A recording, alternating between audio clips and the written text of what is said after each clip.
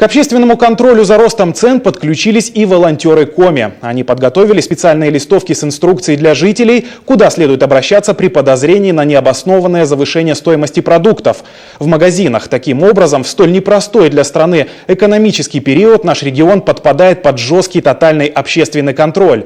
Все это исключительно с одной целью, чтобы на фоне инфляции у нерадивых предпринимателей не было искушения спекулировать. Любовь Лапина тоже следит за ценами.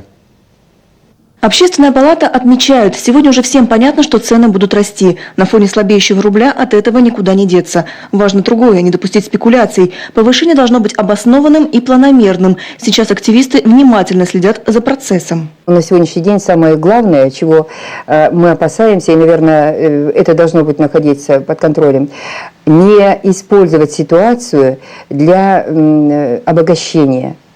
Вот именно такого плана сигналы нас больше всего волнуют. На сегодняшний день 27 уже материалов отправлены в прокуратуру, и, наверное, это не предел. Прокуратура региона также активно включилась в работу. В случае выявления нарушений к нерадивым бизнесменам будут приниматься меры прокурорского реагирования. На сегодняшний день правительством Российской Федерации установлен 30% порог рост цен на социально значимые группы продовольственных товаров в течение 1 месяца. После этого срока могут правительством России вводиться ограничительные меры по предельным уровням цен.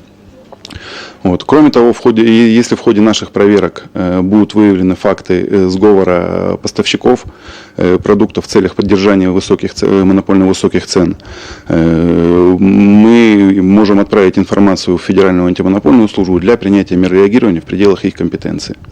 Особо пристальное внимание к магазинам в глубинке, ведь с учетом доставки цена там может подрасти более существенно.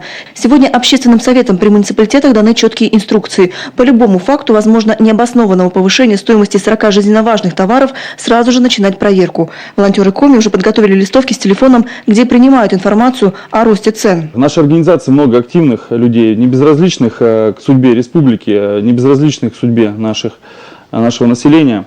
И несколько мероприятий мы уже провели совместно с этим проектом.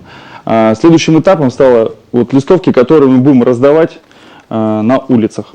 Со всех сторон предприняты меры, чтобы сдержать тех недобросовестных, ретивых поставщиков, хозяев торговых сетей от спекулятивного повышения цен.